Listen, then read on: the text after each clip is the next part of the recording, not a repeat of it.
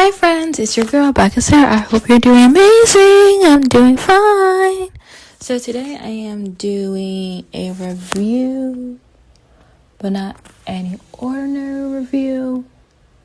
I'm doing a compare and contrast review on two movies, and those films are the 2024 Baby Girl and the 2015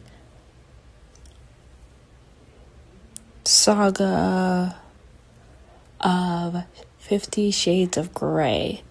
So I'm comparing and contrasting both the 50 Shades movie saga and the Baby Girl film to discuss which one's better, which one's worse. Should you see both? Should you see one or the other? Which did a better job? And again, my opinion, there are going to be spoilers in this. So if you haven't seen Baby Girl, then watch Baby Girl, I guess. Or if you haven't seen 50 Shades of Grey, watch 50 Shades of Grey and come back here and watch. And if you're okay with spoilers, then that's fine too.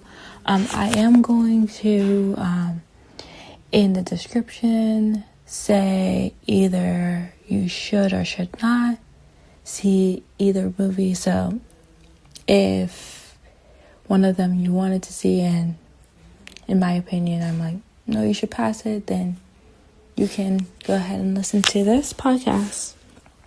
It's all your decision, my friends. All your decision. So let's get started. I'm going to first talk about Baby Girl and my thoughts about Baby Girl and everything like that. And then I'm going to do my thoughts on the 50 Shades of Grey saga. By the way, just a side note, after watching Baby Girl on New Year's Day, I watched 50 Shades of Grey for the first time because I've heard a lot of people talk about how 50 Shades but 50 Shades shows and has themes that are seen in Baby Girl. So a lot of people have been comparing and compare and contrast these two films, and so I'm gonna do that as well. So not never read the 50 Shades books. Saw the whole 3 films of 50 Shades recently. So like I said, I saw Baby Girl on New Year's Day, so the 1st of January, and then when I came back from the theater, I watched the first 50 Shades, and then on the 2nd of January, watched the second 50 Shades, and then on the 3rd of January, watched the last 50 Shades. So I wanted to be completely prepared for you guys and watched all the films to compare and contrast and tell you overall who did it better, or are they both good, etc., etc. There is a comment that I wanted to bring forth, and a lot of people have been talking about how this is the rawest, vulnerable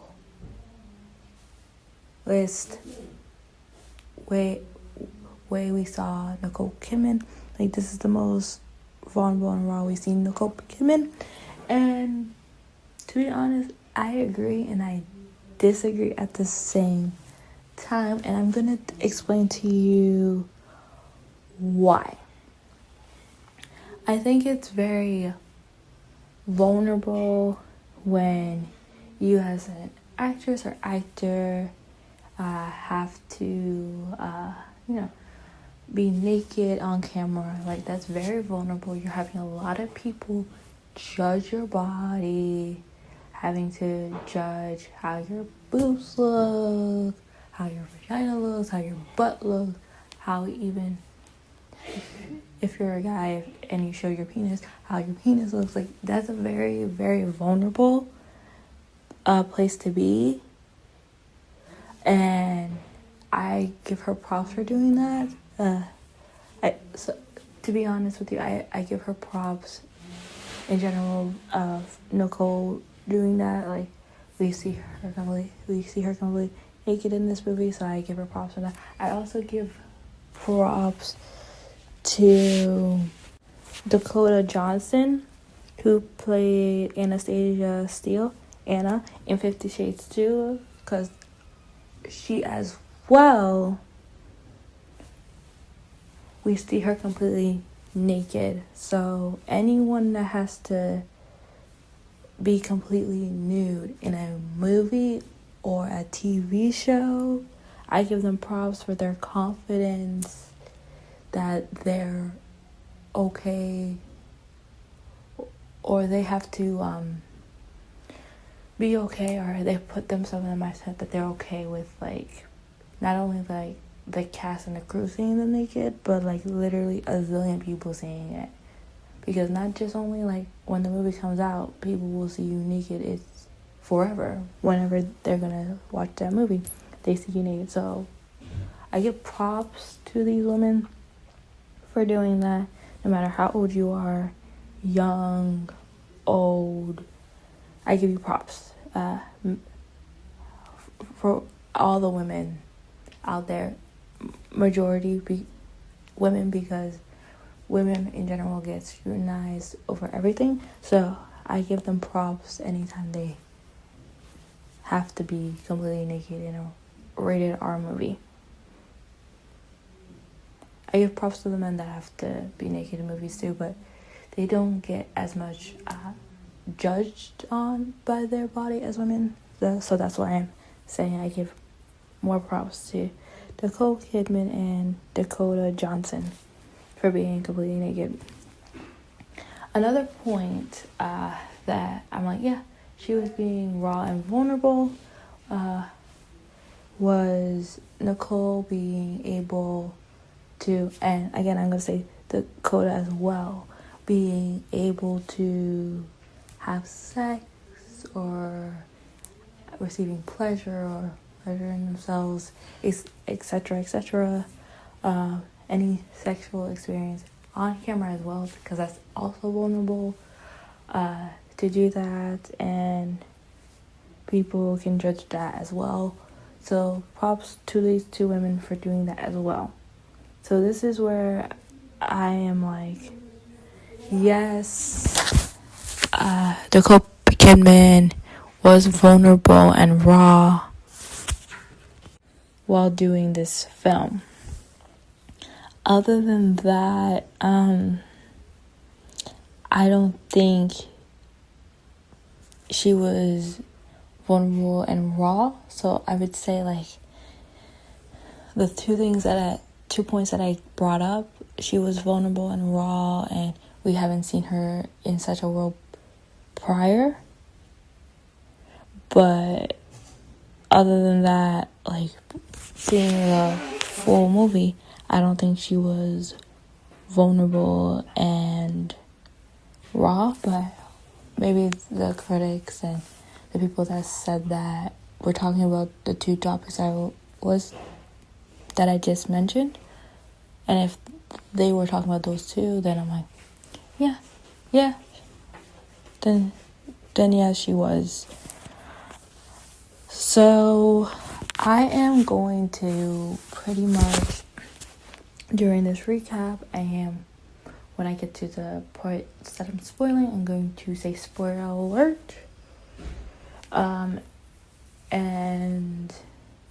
I think I'm also going to do like a timestamp in the comment, in the description, saying where you guys can skip if you want to see the movies. And again, my opinion and everything like that. So in Baby Girl, the cast for that, we have Nicole Kidman, we have Antonio Banderas, and we have Harris Dickinson. By the way, this movie was directed and filmed by a female. Her name is Helena. I don't want to pronounce her last name incorrectly. Okay, so it was directed, written, and produced by Helena. There was other producers as well, including Helena. There was Julia and then David. But that's really awesome that a woman directed, written, and produced this movie. And by the way, this is in the female perspective of what's going on. I'll continue get into specifics in a sec. And 50 Shades was written by a woman, and I'll get to the who directed it and everything like that, because there's many directors if you have a trilogy or a saga, a series of anything. So that's remarkable, like having a female perspective, and it's about a female. But there is issues. Okay, this is not me going specifically. Also, Sophie Wilde, I've never seen a movie from her, but I know she was in the movie Talk to Me that came out last year. So continuing without spoilers, this movie is about an older woman called Romy, played by Nicole Kidman, and she's unsatisfied with her sex life with her husband, and because of that, she has an affair with an intern, a younger intern, that I believe that is in his 20s. And through that, with him, she experiences her sexual desires and what she would like in her marriage. And we will see, like, if she loses everything or what happens through that and her choices. And this is what I'm talking to you guys is literally based on the trailer. So if you've seen the trailer, I'm not spoiling anything yet, because even if you went to a movie theater, or if you watch TV or get ads in any streaming service you have, or even YouTube, you would have saw the trailer.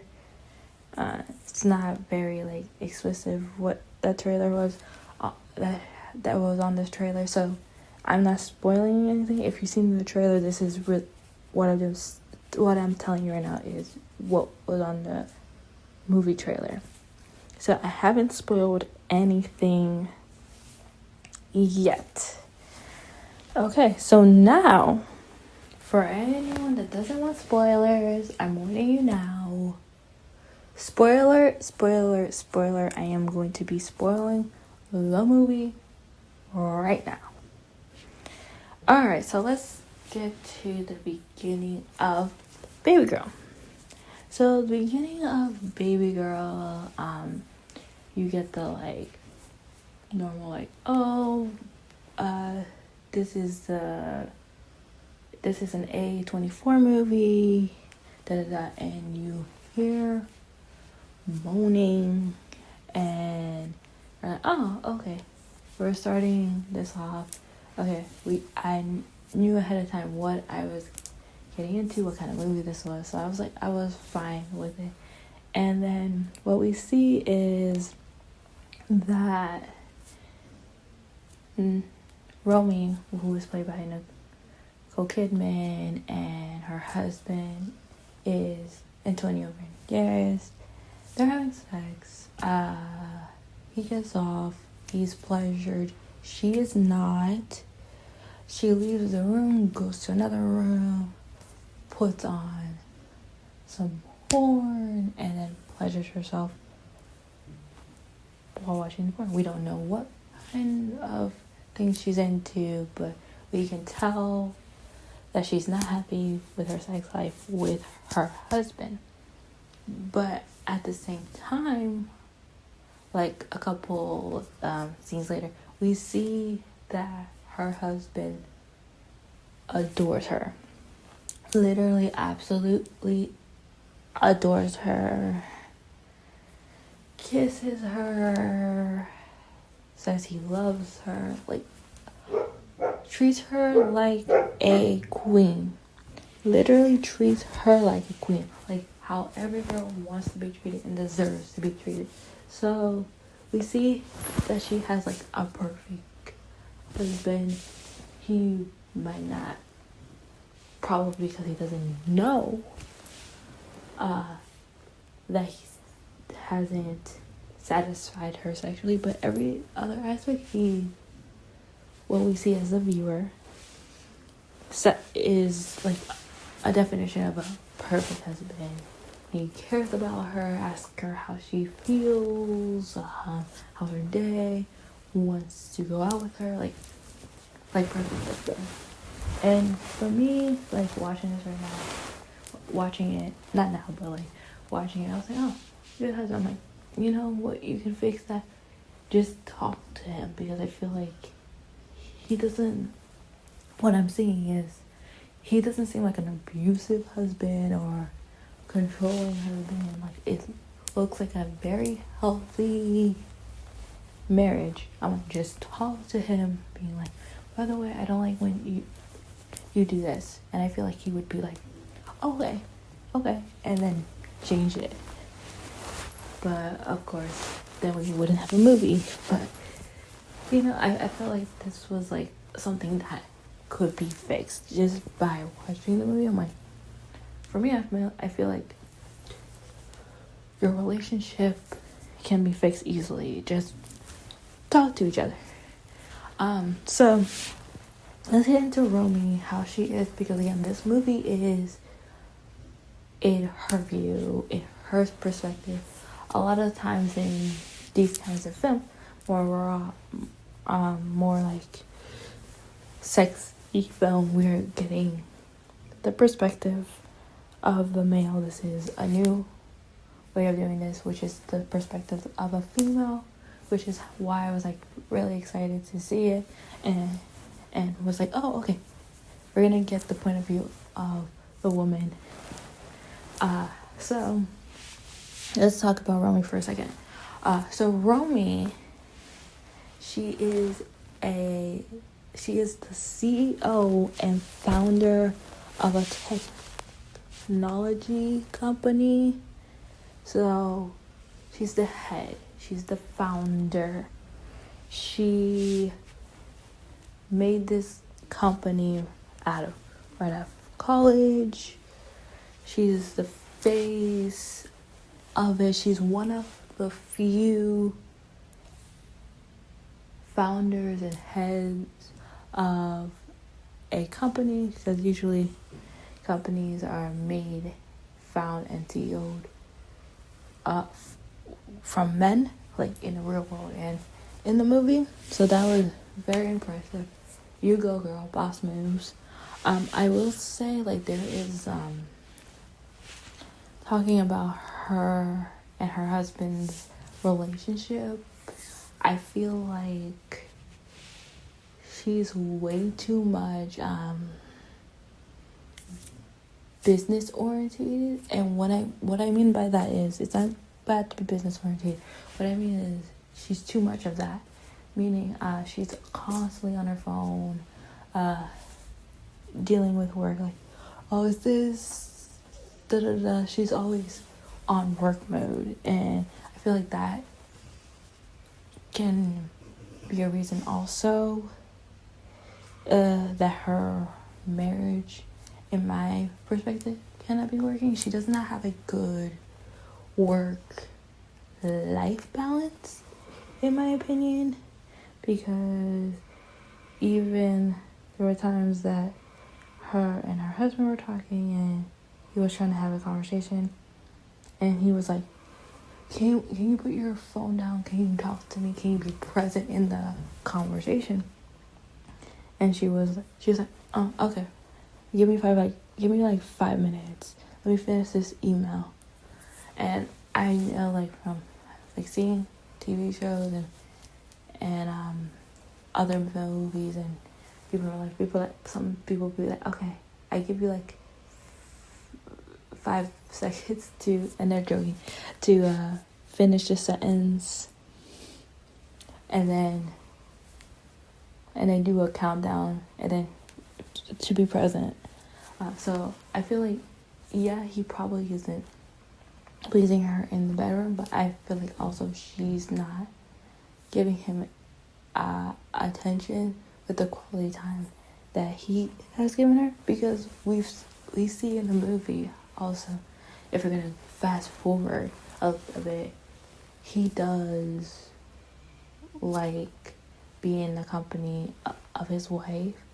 He was like, oh, let's have sex tonight. Oh, let's do this. Let's do that. Like I'm saying, he was a perfect husband. All you need to do is like talk to him and be like, I don't like this, and we'll get to more about this in this soon. I'm like, if you talk to him, then maybe it would fix things. So, like I was saying, she's a CEO of this big company. So she's a wife, a mother. She has 2 girls. One of them is, I would say, disrespectful, doesn't like her as much. And then we have one that's like, I'll do whatever mom says. Because like one of her daughters, there was a scene where they're taking a family portrait, and Romy was to her daughter being like, can you change? And she's like, no. And then she gave a comment being like, you know, the Botox you have, it makes you look horrible, da da da. Very like mean to her mom. I'm like,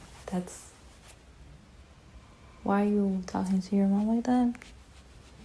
Well, so what I see like and Antonia's like, no, it's fine, she can wear what she wants. So I feel like probably Romy is more of the there's always like a fun parent and a more like strict parent. I feel like Romy is more of the strict parent, and Antonio Banderas' character is more of the lean back, like fun parent. And there's always that dynamic in parents. It could be the fun parent can be the mom, the strict parent can be the dad, the fun parent can be the dad, the strict parent can be the mom.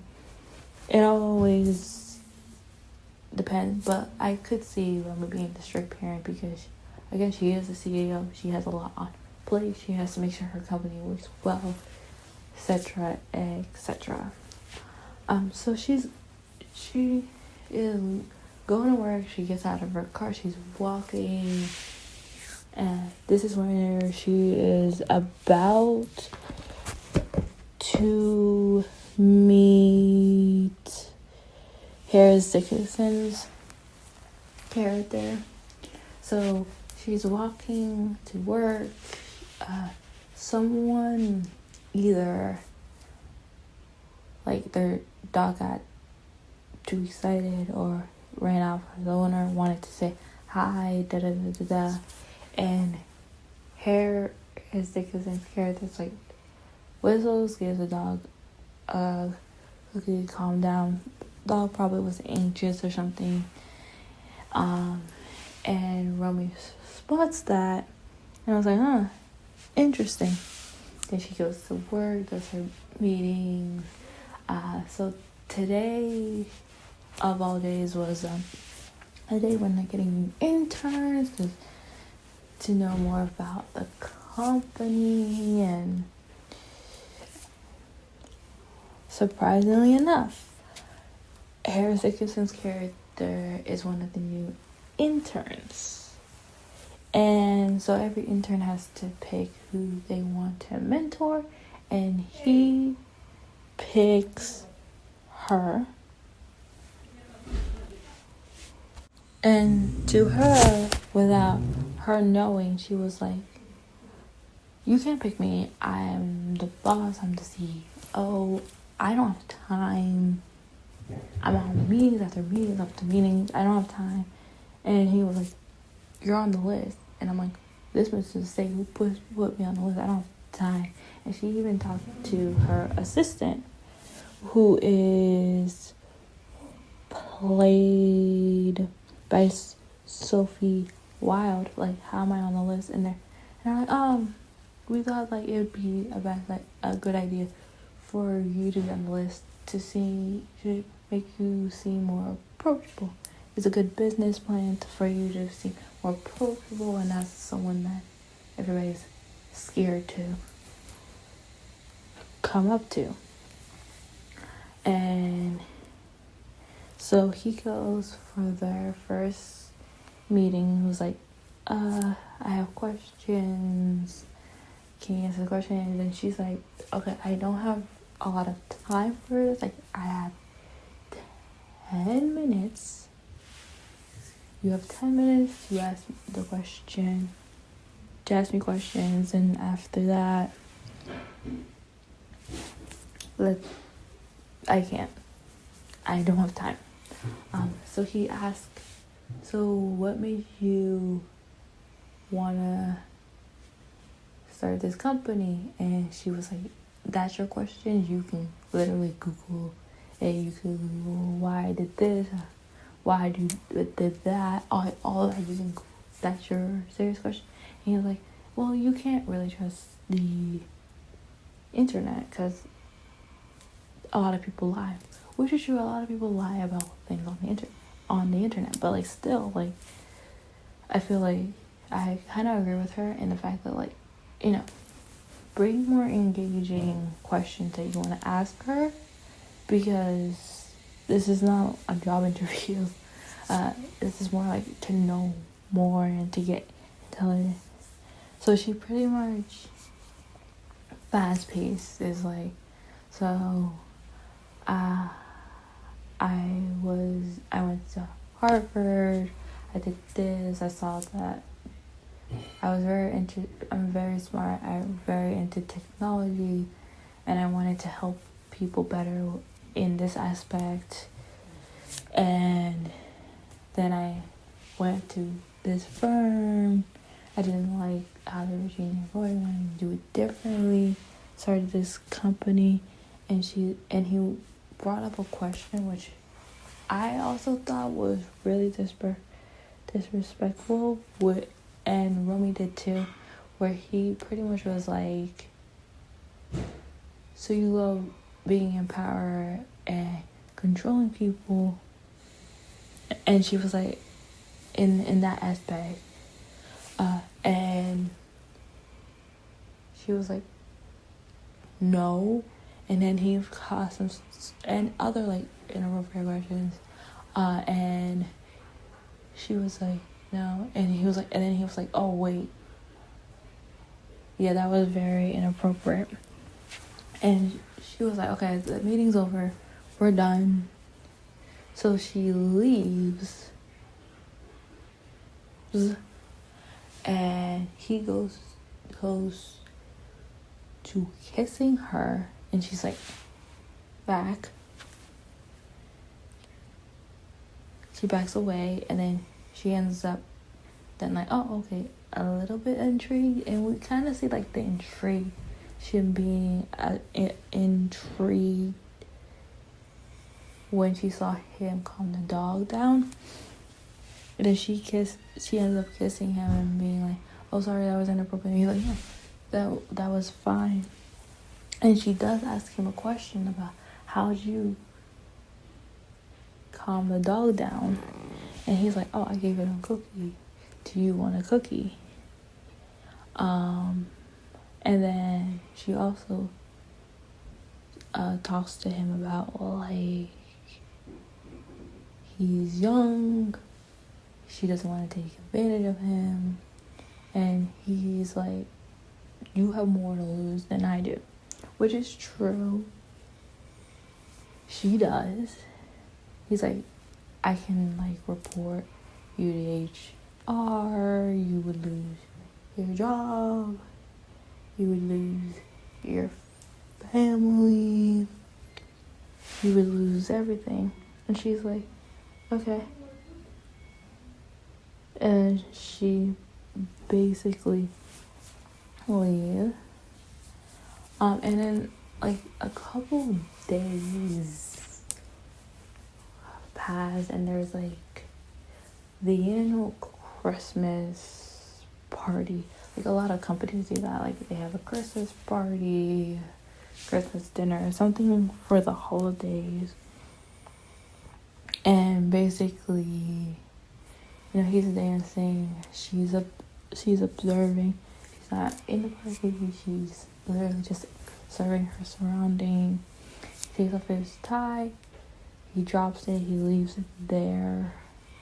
I wouldn't say like the next day, probably the next couple days.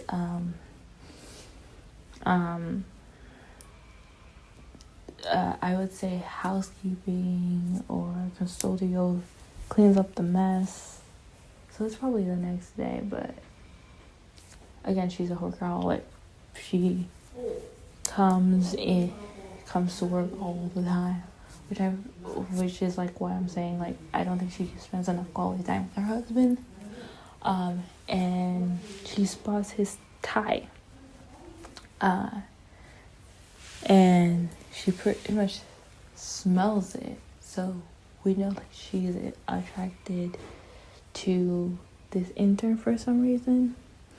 And not only that, this intern he constantly blows up her phone, calls her, texts her, calls her, texts her, calls her, to the point like it's pretty much very stalkerish. And then she messages her, you know, can we meet up? And she finally obliges, and he's like, oh, let's meet up at this motel. Anyway, but I would say like this is more of it gives me more motel vibe. It's very disgusting. Like, even Romy as a character says this, like, it looks very motel-y. It's like disgusting. On a side note, when we're continuing, there's a couple things I want to discuss. One, it's going to be about Harrison Dixon's character. When he comes to the workplace, Romy's, like, where he has the internship, he dresses very nice, very professional. And to be honest, this movie is supposed to be, like, I'm gonna keep talking about this on and off. This is supposed to be like, oh, we're bringing back this sexy women movie that all the ladies go with their girlfriends to see. You leave your man behind. We're bringing back 2015 when you have the 50 Shades of Grey. You leave your husband, you leave your boyfriend behind. You have a girls' night in. See this movie and be like hot and bothered. I'm gonna continue this concept right now, and in general, this whole movie, you won't get hot and bothered. You won't feel whatever you felt in 50 Shades. Like, you don't get hot and bothered. Harris Dickinson, he's okay. Like, looking wise. But, and he's fine as a leading man. But, like, attraction wise, I'm like, especially what he's wearing, which is what I'm getting to right now. It is what I'm like, okay. And then you're like, you get unattracted to, because what I've seen in the movie, he has 3 different looks, and that's business look, which is attractive. Like when he's in Roman's workplace, very business, pantsuit, the shoes, what your business type, very good. And then you see him in like thug wear, which is what he comes in the motel in, and he has a chain on, white shirt, pants, and then we'll get to this part later with his outfit. He looks like he's homeless, and for me, I'm like, okay, if you took off the homeless outfit, why does he look like he lives in the streets? We find out later on, like, oh, he takes a bus everywhere, which is fine. Cars are expensive. That's fine, but, like, why does sometimes he dresses like he's homeless? For me, like, that as a man in a movie, even he doesn't have to be leading, he can be a supporting man. Is it attractive? Right. Like, him being in a suit, attractive. Him dressing like a thug or wannabe thug or rapper, fine. But like his third outfit or third appearance of clothing choice is him dressing like he's homeless, not attractive. For him to be more attractive as a leading man, I'm like, okay, suit, business attire, and then his normal clothes. But nothing that looks like, oh my gosh, homeless, not attractive. That's just like, for me, a side note. So like, he looks like a thug coming into this, and she is like, why did you ask to meet in this dirty motel? This is girl, I'm better than this. What do you want? And he's like, what do you mean, what do you want? What do you want? He's like, no, what, you came here. And to that point, I'm like, I agree with him. You actually showed up. You could have literally sat him down in the office and then like, stop bugging me. I'm married. I mean, you could have shut it down, to be honest. And another thing that I thought was very interesting is when they had their first meeting, was they were in a soundproof meeting room.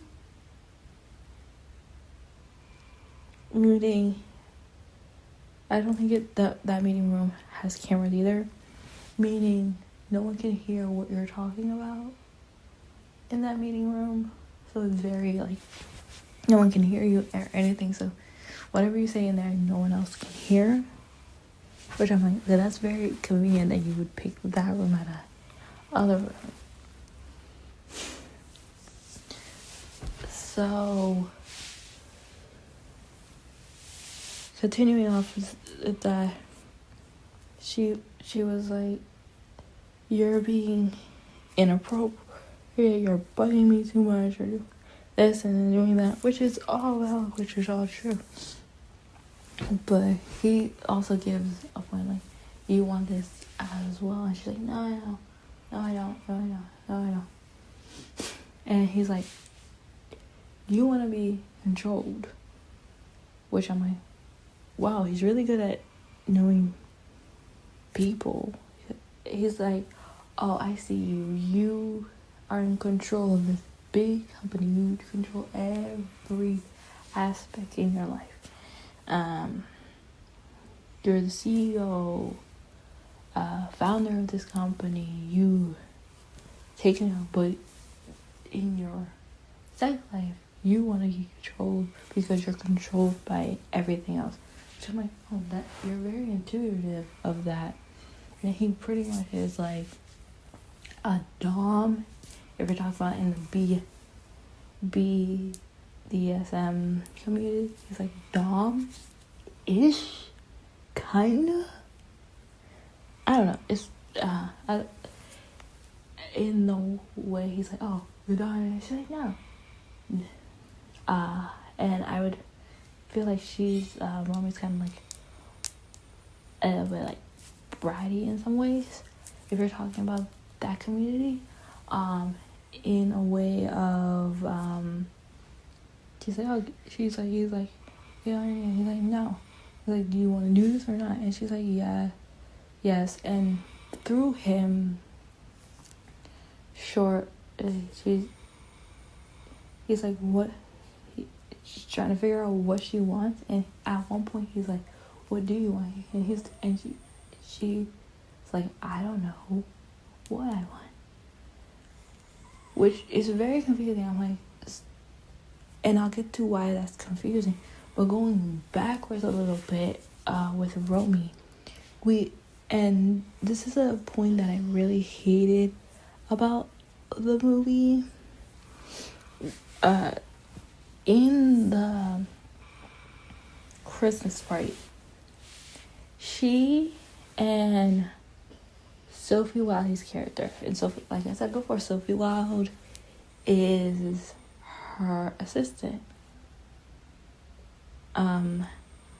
Sophie Wilde and some other girl, like woman, Sophie Wilde is asking Romy to get promoted and helping her get promoted, and Romy's like, yes, you've been a great assistant, we will promote you. But also after that, she talks to someone else, either from the company, or someone brought up +1 to the company Christmas party, and they're like, your name is Romy. That's cool. What are you, like, Russian? What are you, what's your ethnicity? Because, like, which is a really good question. And then she's like, nothing. I'm not European. I'm not Russian. I'm not da-da-da. I'm just a white woman. I was born in a cult. And I'm like, oh, she was born in a cult. Okay. And I'm like, okay, so we're going to talk about how she was born in a cult. Were both her parents in a cult? Was her mom in a cult? Did her mom get married? How? Okay. She was born in a cult. Okay. Did her parents escape the cult? Did she escape the cult? Is her parents still in the cult? Did she meet her husband in the cult? Or did she meet the husband outside the cult? What happened? Cult. Okay, that's interesting. You're learning more about this character. That's all we know about the cult. What was the point of that? Like, what was the point of that? I need more information about the cult. Like, because right now it doesn't seem that she's in a cult. We know she's really smart. I wanted to know more about, okay, how did she get out of the cult? Because she got her name Romy. Probably someone who told her mom or her dad or both to call her Romy because they were a cult. And how did she get out of the cult? And then by that aspect, I'm like, okay, now I kind of understand why she wants to control everything, because when she was in the cult, she had no control. At the same time, she wants to also be controlled because she was in the cult. So I get that aspect a little bit, but I wanted them to talk about and explore more of the and cold thing. And we'll get more into that of things I did not like about this movie.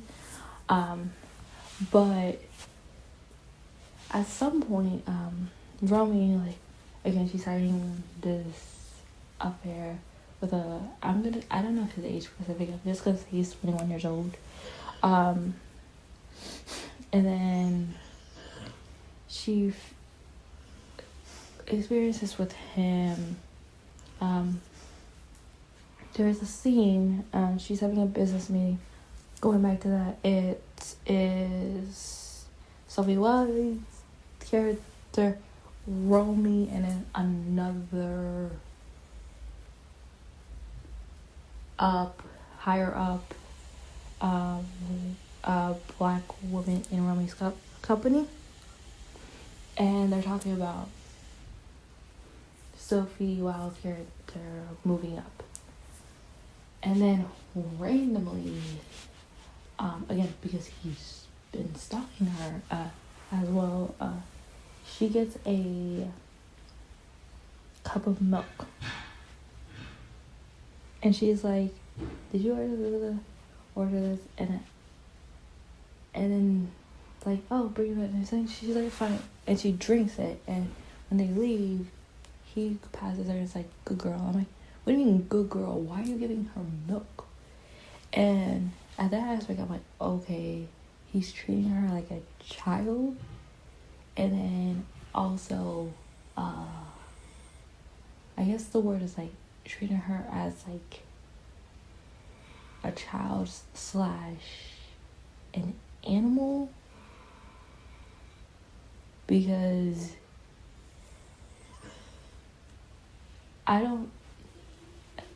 so apparently she figures out that she likes to be treated like an animal in the BD community. Like, there's different sectors. She likes being treated like an animal. It's like being pet and like pleasure, like where your pee hole is, which I'm like, okay, you do your own. When she finally figures that out, right?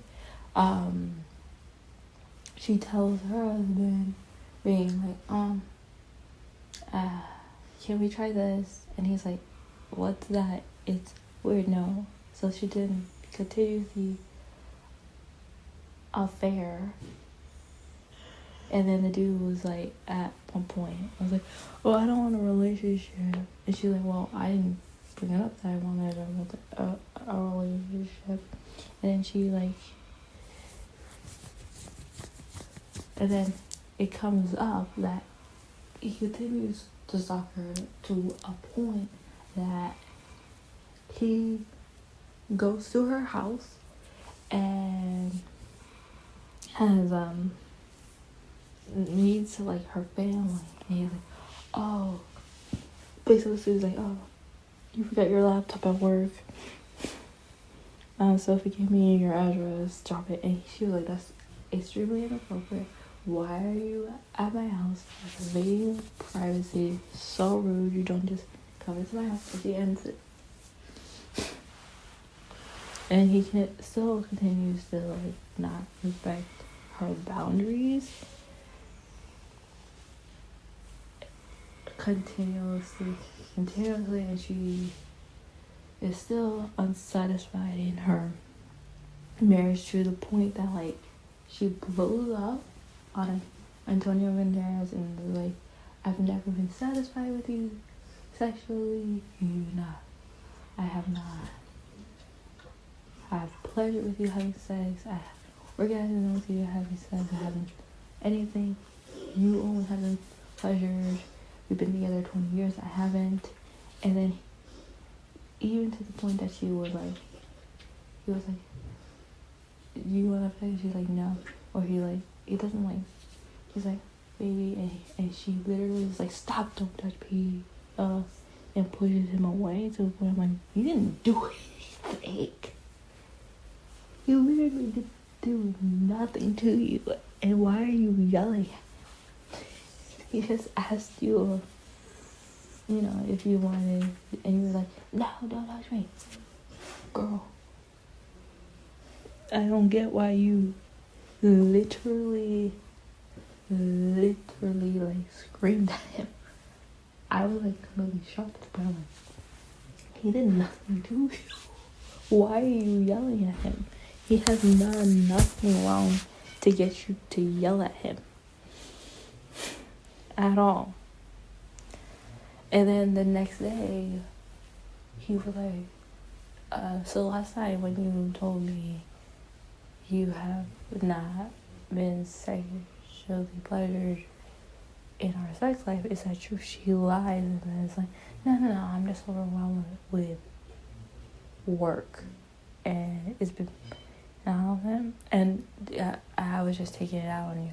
And then me, as like, if I was in that situation and someone told me, I was like, you're lying. I'm like, but I'll let it go. I'm not gonna fight with you over that. And I think his character was thinking the same thing, because I'm like, no, you wouldn't just bring that up for no reason. So he lets that go. Again, she's not with Harrison's character at all. She's just living life. She is feeling very guilty, so she comes to her husband. By the way, Antonio Banderas' character is a theater director. Like, he's a playwright, so he does a lot of playwrights on different plays and musicals, puts them to production, which is also a really cool job and very great job. He's in the performing arts, which I love. And he's doing a rehearsal, and she shows up, and this is like, she shows up like in the middle of the day, and he's shocked. He's like, what are you doing here? And she's like, I came here to support you. And he's like, that's weird. And it's the middle of the day. Shouldn't you be at work? Because yeah, he knows his wife is a workaholic. All she does is work. And she's like, yeah, I just came to support you. And he's like, the last time you showed up to one of my rehearsals or to support me, and I'm putting support in quotation marks, was when you thought I was cheating on you. And then I'm like, okay. And then I was talking to my friend after the movie, and it was like, we were talking about this point about him saying the only time you showed up to a rehearsal was when I was cheating on you. I'm like, maybe she showed up to his rehearsal because she was technically she is. She stopped the affair right now, but she was cheating on him, and she felt bad. I'm like, that makes sense.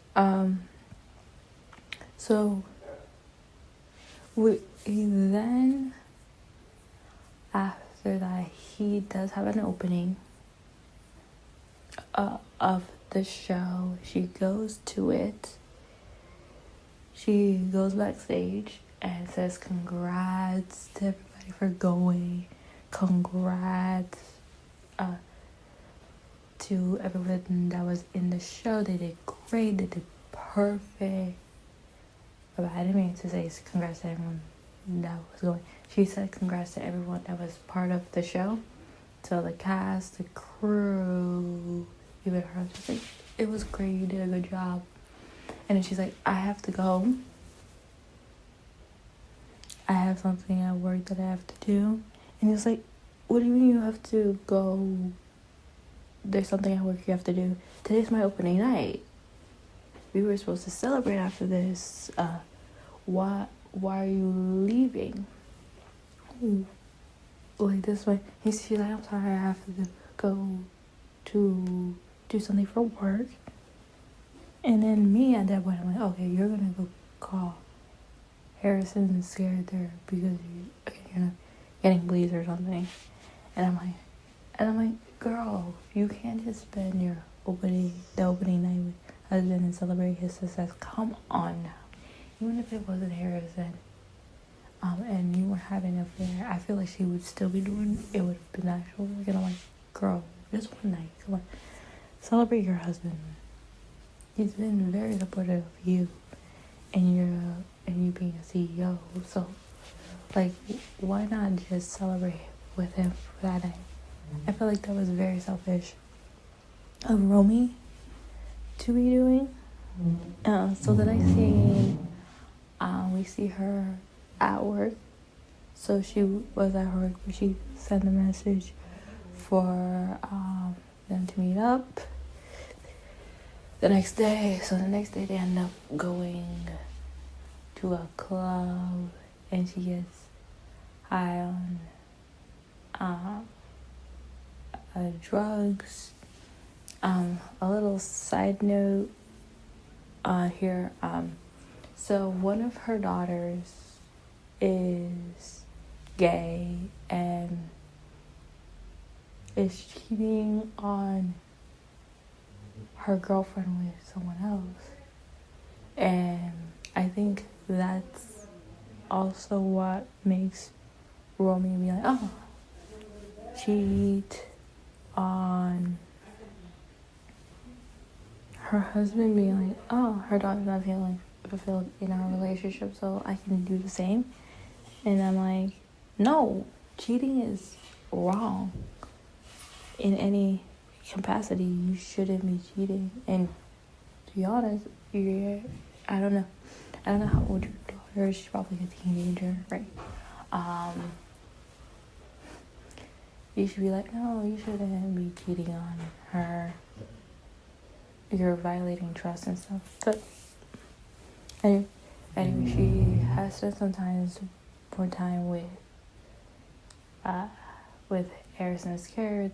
They continue their affair. But like I was saying, Harrison does not have boundaries. He ends up showing to her daughter's birthday. And brings the assistant, and she's like, again, you're crossing boundaries. Why are you at my house? And why are you with my house with my assistant? He's like, oh yeah, we're dating or seeing each other. And she's like, why would you do that to me? Da, da, da, da. Meaning she's getting feelings for him. Roman's getting feelings for him, and she's like, oh, well, your husband's in another, which is a valid point. Her husband is in other room. And there was like one other time that when they were laying, and he like shatters glass, and she picks it up, and she shatters glass, he picks it up. So they're having like a power play, who's gonna get the power in this dynamic. And one thing that I thought was very interesting is he calls her, like, the time when they kept together, every time he calls her, she drops everything in the nick of a switch to go see him. And I'm like, why are you so enamored by this guy that literally could be your child? Like, why are you gonna drop everything? You can't drop your hat at everything for your husband, but some dude, like, you figure out what you like finally, and you'll drop a nip of a hat for him, but you won't for your husband? Okay then. So after that, they spent a he end up she ends up dropping him off to get his buzz, and they have like an argument. There's sometimes that he's like I don't know what to do. There's been like a lot of scenes also where we see them like trying to see who's gonna take power and everything. So he leans on her like she is his mom. So there's like a lot of like power dynamic, like who's gonna be in charge, who isn't gonna be in charge, and what that's gonna look like. And when they finally, and at some point, Sophie figured out because Harrison told her, or she figured it out because, she wasn't being promoted, or, Romy didn't continue, like, helping her get promoted. And she was like, I know what happened with you and Harrison. Just stop it. It wouldn't look good for you. I don't want you to lose your job. There's not a lot of female on top, and I want that. Can we discuss finally me being promoted? I'm not gonna tell anyone because I don't want you to be demoted, but come on. I need a promotion.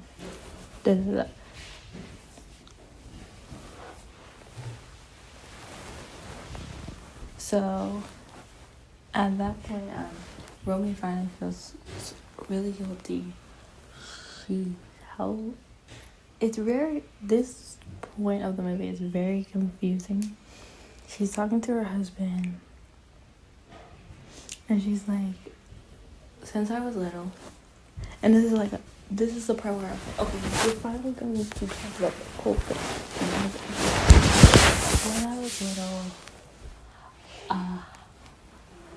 when I was young, I've been having these feelings, and I had money I went to get therapy. I went to therapy, but I still had these feelings. And I'm like, what are these feelings? And he's trying to understand, and we're trying to understand too. And then she doesn't explain that. Oh, she had these feelings, and then she's like, I had an affair. And he was like, what? You had an affair? That's horrible. We're done. Do I know who this is? And she's like, no, you don't know who this is. And to be honest, she's like, okay, we're done. We're over. This is the end of the marriage. You cheated on me. He's like, no. It's over. I want you. It's done. It's over with. And literally next scene, we see her with Harrison, and then her husband comes and shows up, and he's like, obviously I don't know who this person is. And her husband and Harrison have a fight. He gets like a car arrest, like probably being too angry. And they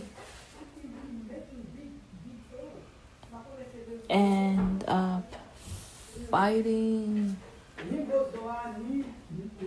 And she's like, go away. I don't want to talk to either of you. They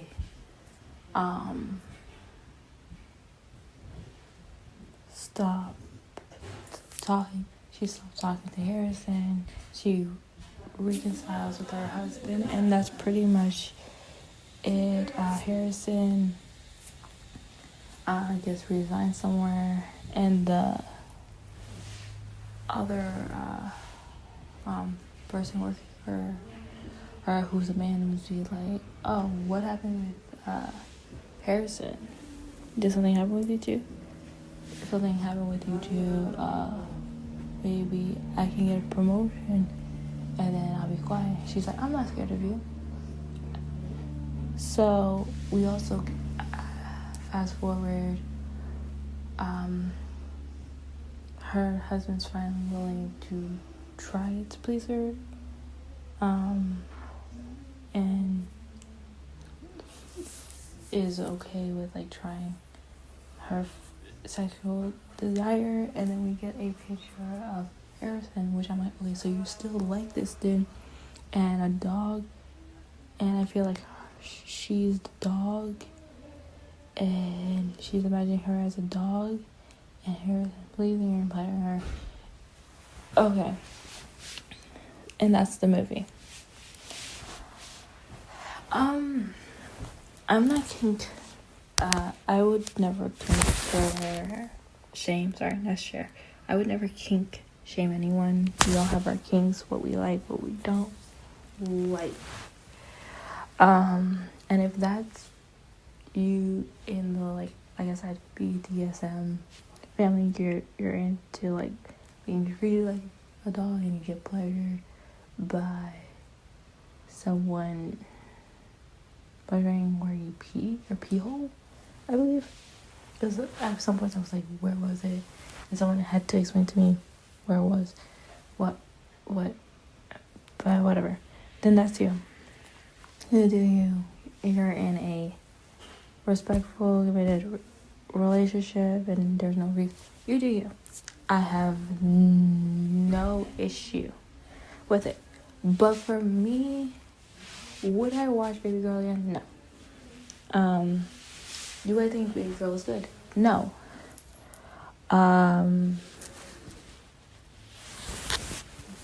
So this is gonna be my review. Okay, so the spoilers are done. So would I see Baby Girl again? No. Am I glad and informed, happy that I see it? Yes. And like I said, I don't think I mentioned this, but I've seen mixed reviews of this movie. Some people like it, some people don't. For me, what got me, I had a friend that like completely despised it, and what helped me get through it, me personally, was laughing. Again, like, I don't kink shame. You have your own kinks, that's fine. If you're in a healthy, safe environment to do that, then cool, no one's taking advantage of you. Perfect. Would I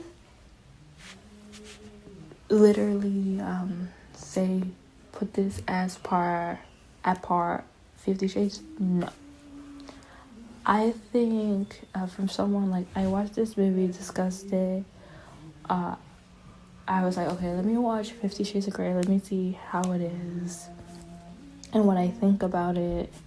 In general, I don't think I'm in this review I'm going to spoil 50 Shades, but we'll see. This movie wasn't sexy. After watching 50 Shades, I was like, 50 Shades is sexy. It made me feel things. It made me like, okay, this is good, cool. I understand. This film, Baby Girl, had so much potential, a lot of potential, to be the female version of 50 Shades, and it felt flat.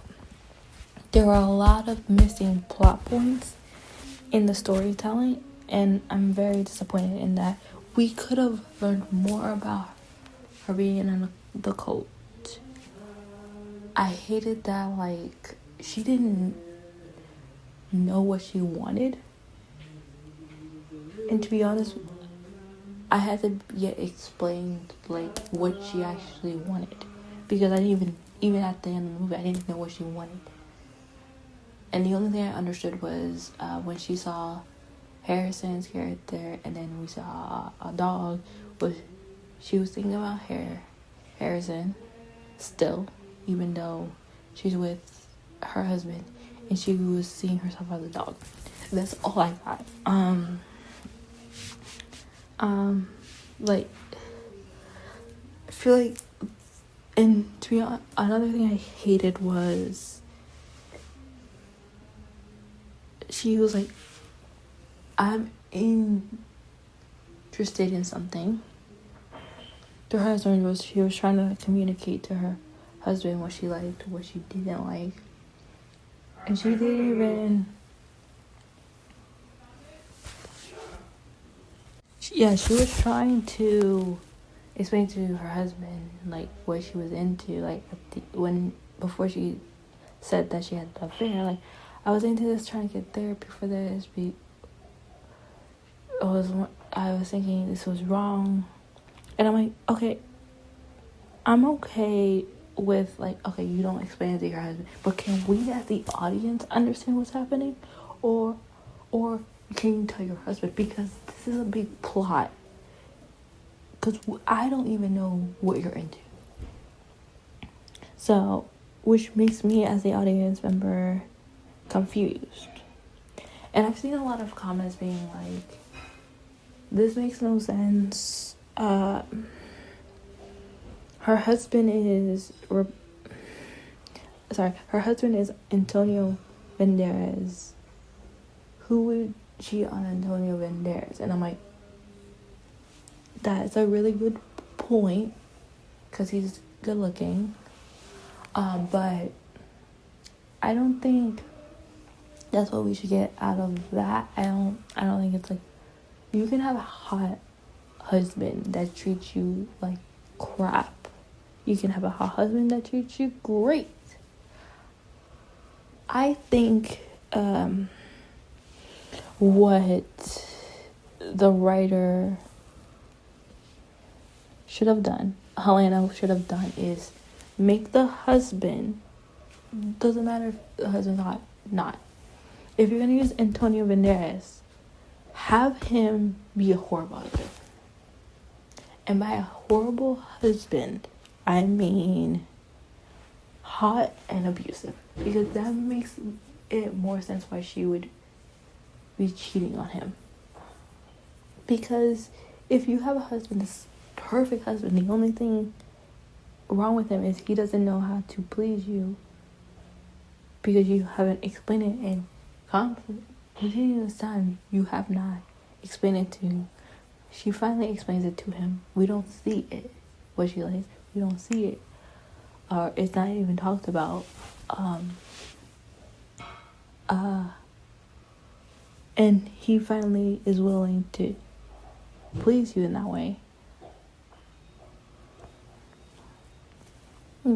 That there's no reason for her to be stepping out of her marriage. So I have an issue with a lot of the things. I have an issue with this movie is the writing in general. I feel like the writing can be better. We should know more about Helena. Helena should have written more. Helena should have written more about Romy's background, meaning about her being in a cult. Have her explore what she was into, communicate that with her husband. I feel like there was a lot of plot holes, and a lot of more storytelling should have been told. And yes, that would make the movie longer, probably 2 hours, but I feel like I think this movie should have been probably like 2 hours and something minutes, like the same amount that 50 Shades is, to properly explain the character, because it's a lot of plot points. I hated that she didn't know what she wanted. And to be honest with you, I feel like she knew what she wanted, because, like I said in the beginning of the movie, she was watching porn. And she found what she liked through that. So you knew what you wanted. You didn't know, or ashamed because of your age, what you wanted. And that was one of the things. I'm like, you don't know. Or she was like, maybe with that. But it doesn't matter. Like, I feel like the perfect person to like talk to about that, especially when you have like, he might be like, oh, what is that? But you should have talked to that with your husband. Like, again, like, a lot of it, I feel like, could have been better because of the writing. So for me, because I am a kind person too, I didn't, like, again, I felt very unsatisfied at the movie. Out of 5, if I'm being nice, I'll give it a 2.5. If I'm giving you my exact score, it's gonna be a 2. There should have been a lot written for Romy. Also, like I said, Harris is he was supposed to be a dom. He doesn't. There's some time that he's like, oh, okay, I'm leaving. I feel like he's someone that's trying to be a dom, but completely doesn't have dom. Like, it's like weak dom, someone that's trying to be Christian Grey, but that's failing. And his character more doesn't look like someone that is a dom. His character feels like a guy that has mommy issues and looks for older women to fix his mommy issues. Yeah, overall, yeah, I did not like this movie. I wouldn't tell people to see this movie. Save your money.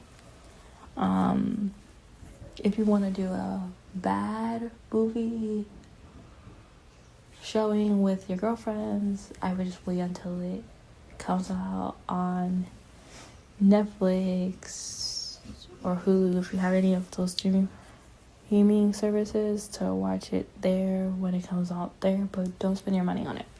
Alright, so let's talk about 50 Shades.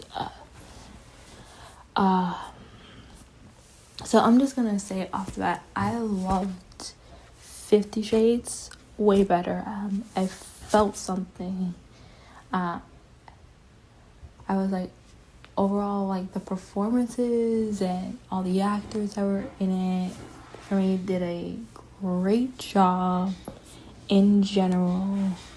Way better storytelling. We got Christian's backstory, why he is what he did. It wasn't just like, oh, I think I want this, I want that, I think, I don't know, do you want to leave? No, I don't know if I want to leave. Like, it was like, for certain, I like this, I like that, I like this. If you don't like that, that's fine. If you are okay with this, that's fine. If you want this, that's fine. If you don't want this, it was for certain. It was for certain. I want this, and that, and the other. If you don't like it, then that's fine. Which is what I liked. It was like, I want this. He knew what he wanted, and I'm like, we could have done this in Baby Girl. Be like, I want this. I want that. Or even if she wasn't sure. Okay, fine. She's not sure. But we could have been like, okay. Through the whole 50 Shades saga, we got to know about Christian Grey's past, how he is, why he's the way he is, and everything like that. Which, for me, was lacking in Baby Girl. We don't know who Romy is. We don't understand Romy. We don't get her at all.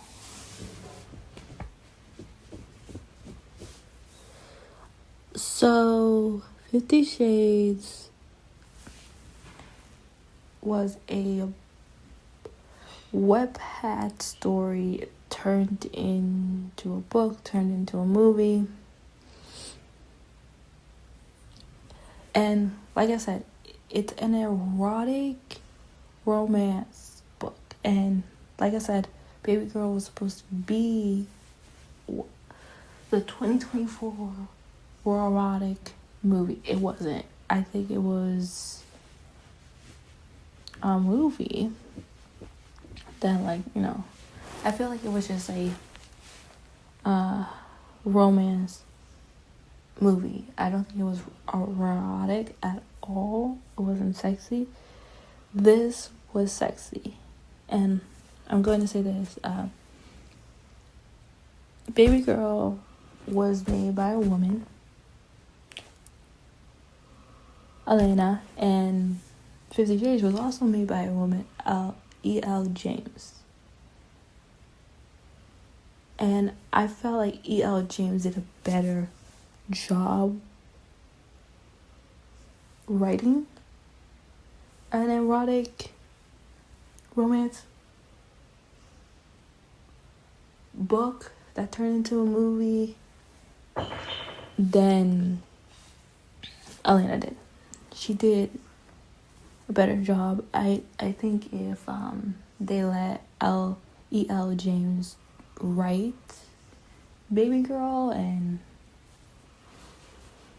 did the female version of it, I think she would have done a great job in general. I don't think I'm gonna go in specifics with 50 Shades. I'm just gonna say maybe spoiler alert a little bit. Okay, so I'm just gonna say spoiler alert. So this movie is about Christian Grey. He is a 20. I wanna get his age right. He's in his late 20s and he's a billionaire of a big company. Okay, so Christian Grey, he is a 27-year-old billionaire I can't speak English. He's a 27-year-old billionaire and he made his own company. And it also has a 21-year-old Anna Steele as well. They end up, okay, spoiler. Anna is a English lit major.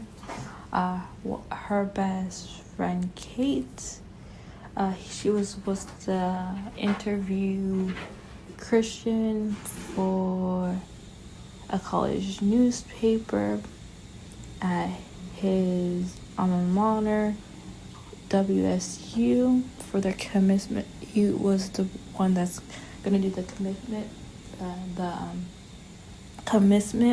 I can't. Sorry. He's gonna be the speaker that, like, he graduated from the school and do the big speech, and they were doing an interview. So Christian ends up liking Anna, being fawn over her. He likes her, but he's like, I don't do relationship, but he can't stop thinking about her. So they end up dating. He ends up telling her how he's a dom and that he has a red room, he has a room with all these like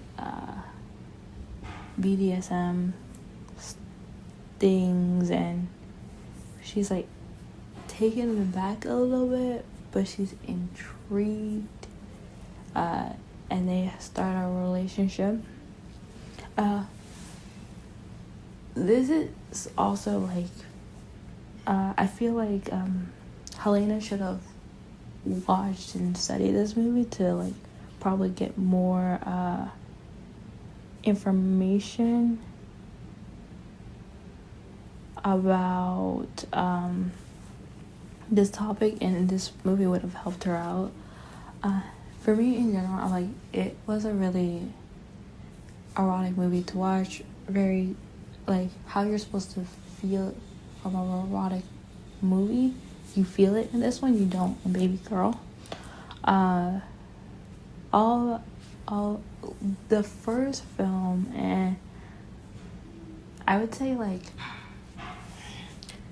half, or like, because this movie is pretty, the first movie, it's 125 minutes long, so it's like 2 hours and something, which again helps you know more about Anna, get to know the main character Anna, get to know also the main character of Christian Grey, get to know.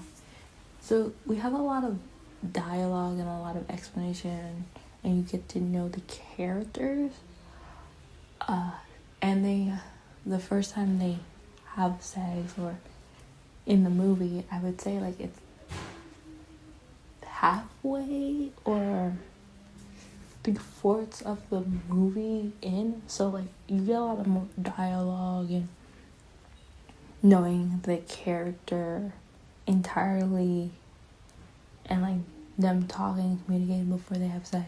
It doesn't happen right away in the movie. It happens like I said, halfway, or when there's 3/4 left of the movie. So the movie is not, at least the first movie isn't based on them having sex. It happens towards the end. So even if, again, I remember in 2015, a lot of like Christians being like, if you're a Christian girl, don't see 50 Shades. And my answer to that is like, you can watch the first one. It's just halfway the sex, and that happens like, again, I didn't time it, but it's halfway or 3/4 into the movie. So like, again, like the second half of the movie. So the first one you can watch, yes, I guess like the topic, because it's erotic, because it's about BDSM, probably is why they're like, don't watch it. But like, I'm like, you don't know what you like, what you don't like. I don't think it's like a horrible movie to watch if you are a Christian.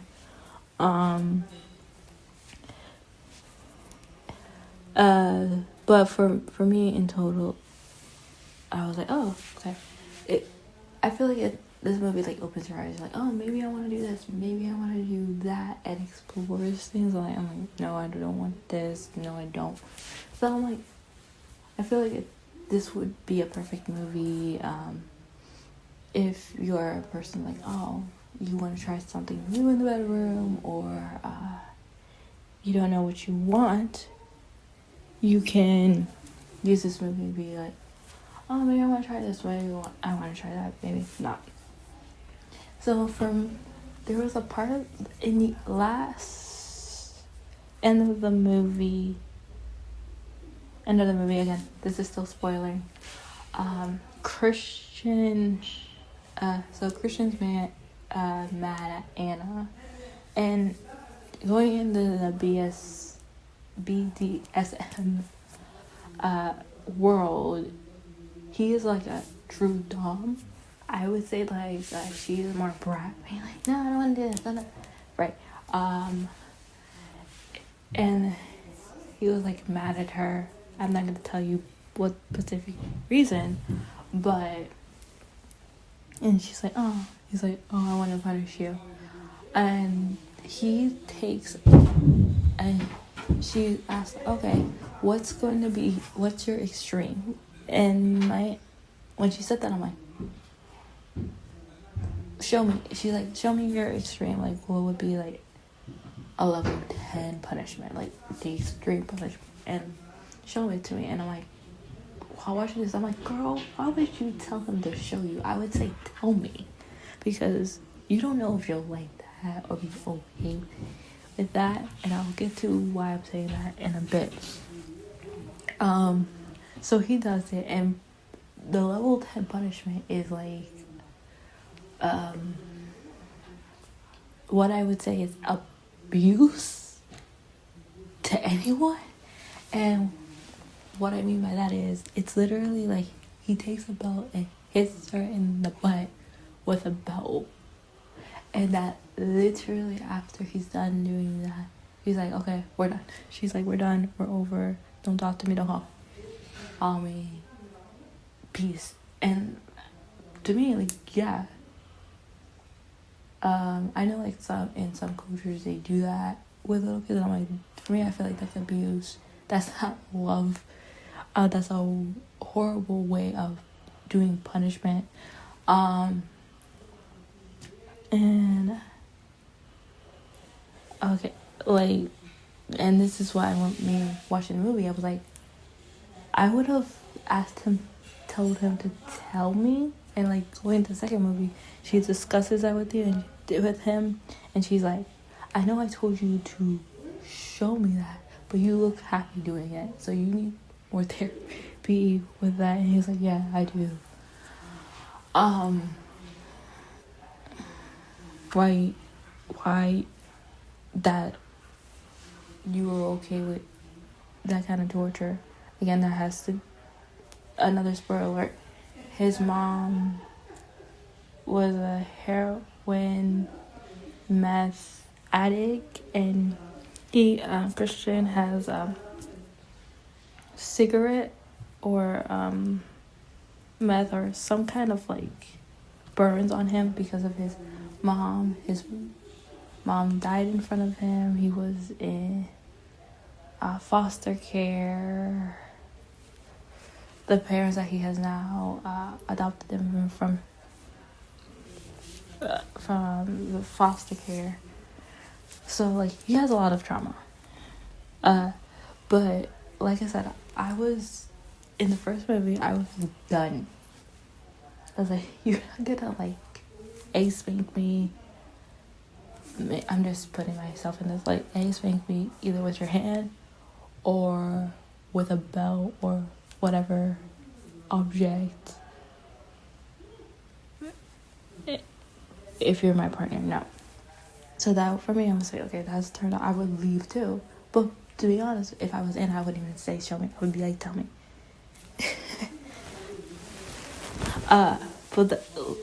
But like watching also like the movie, I was like, oh, okay, that no, this no, this maybe that no, and this no, that no, this no. But it's interesting to like see like, oh, okay, these are different things like again people can explore in a healthy relationship, and it's very informative. And so for me, I would be like, it's not to like give more details out. It's a very very good educational experience, this movie genre. I was talking to a friend and about a Pacific character, and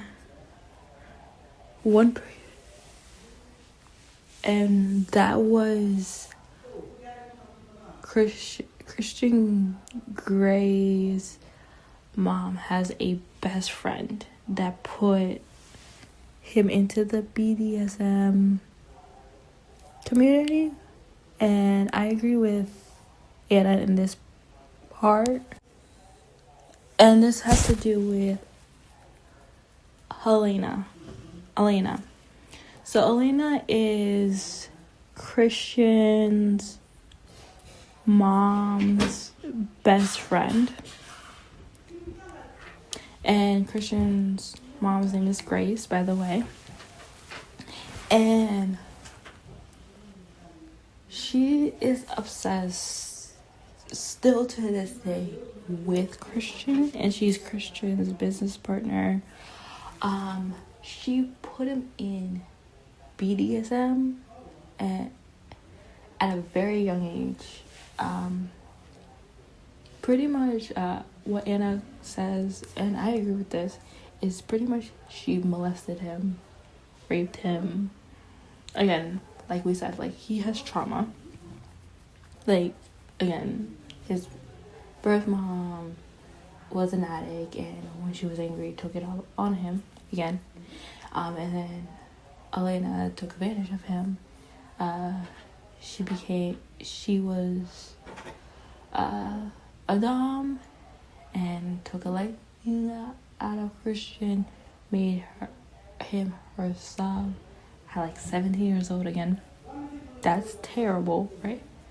And we can see that in the second movie, 50 Shades Darker. She still likes him. She's still obsessed with him. And what I was talking to a friend of mine was, I would like, and I feel like E.L. James would do great with this. And again, what I wish Baby Girl was. I would like to see Elena's backstory. I wanted to know how she became a dom, what got her into BDSM, what made her attracted to Christian, and all that. Everything, why she still is into him. Spoiler alert, in the second movie, 50 Shades Darker, Elena and Grace defriends Elena because she's like walking, Anna's talking to Elena's like, you molested Christian, stay away from us, stop trying to go to him, he doesn't want you, he wants me, leave us alone. And his mom, Grace, come back, she's like, you did what to my son? I didn't know. And I remember in like the first movie, they talked about this, and they're like, by the way, she molested you, but did you tell your mom? And they said, Anna said that to Christian in 50 Shades Darker. Is your mom know that? She's like, no, my mom doesn't. And literally, Grace laughed, and was like, you did that to my son? How dare you do that to his son? And then Grace and Christian have a conversation, be like, I'm so sorry, I didn't know you. Why didn't you tell me? Like, if I knew, I would have stopped being friends with her or would around. If she was taking advantage of you anyway, And no one in his family, by the way, Christian's family, knows about his dark room, his sex dungeon, his The only people that know about it is him. He has a lock and key. No one knows about it. He has a NDA. He makes a contract. Whatever you're okay with doing and everything like that. It stays secret between him and his partner. And by the way, Anna is the first person that he's had a relationship with, in the fact that's his girlfriend. The other ones, it was just dom and sub, and us being consensual people that are having sex with each other.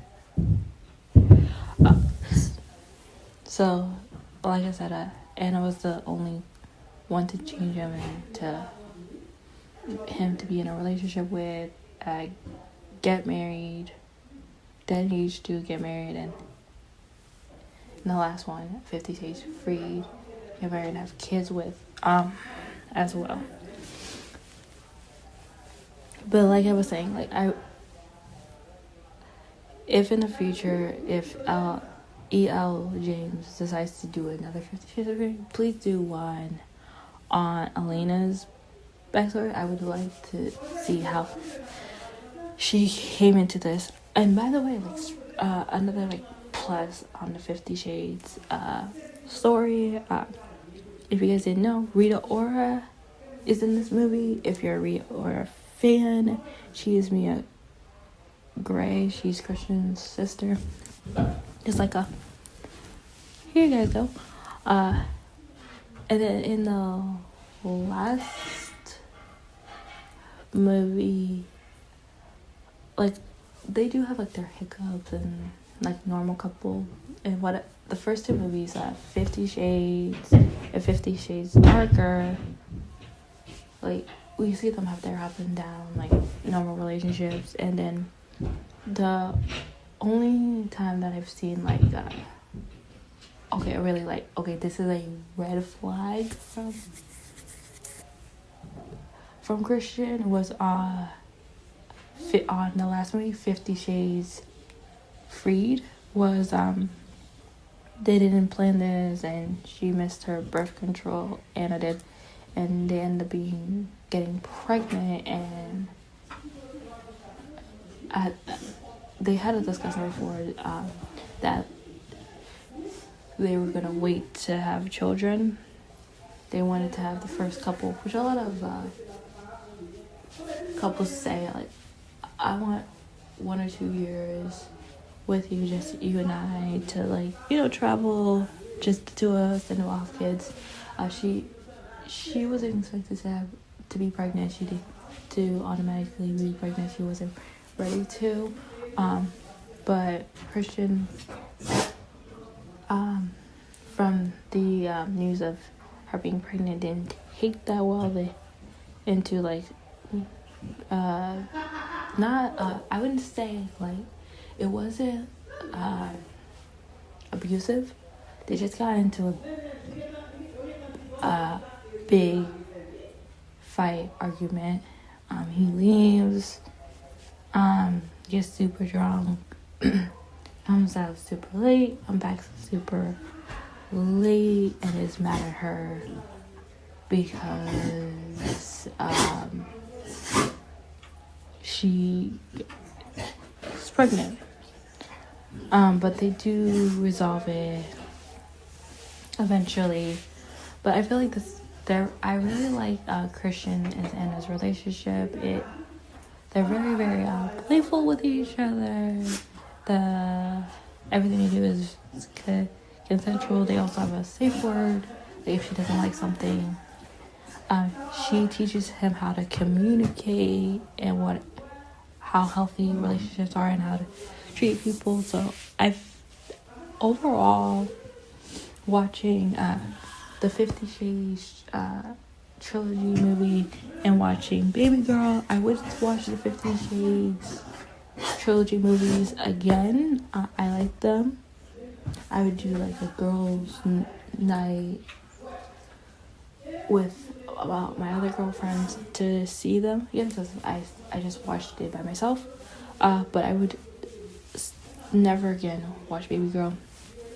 With 50 Shades, with the 5 out of 5 scale, I would give it a 5 out of 5. I think it was a really good movie. They did really good with the music in the movie. We have, for example, we have a song. I'm gonna go to the last movie first, by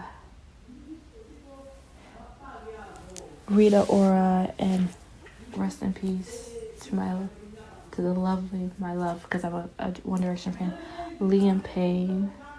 The first film, we have a song from Ellie Goulding. I'm trying to think if it was the first. I think it's also the first movie. The first movie, we also have a song from Zayn Malik, who is also from One Direction. And not a huge fan of hers. Don't come at me. Taylor Swift. And we have other great music as well. So with the music, fantastic. With Baby Girl, there was like when she's walking or like something dramatic is happening, the beat on that, I did not like that beat. But overall, with Baby Girl, I, again, 2 out of 5, would not recommend, would not see it again. 50 Shades, would see it again, either with a future partner or with girlfriends.